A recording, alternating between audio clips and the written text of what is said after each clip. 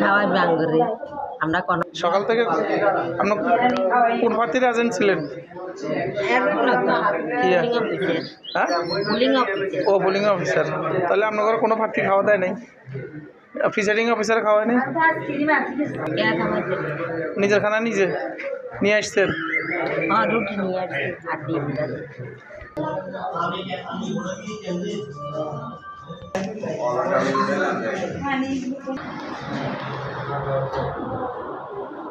একটা ফটোও দেখতে পাই।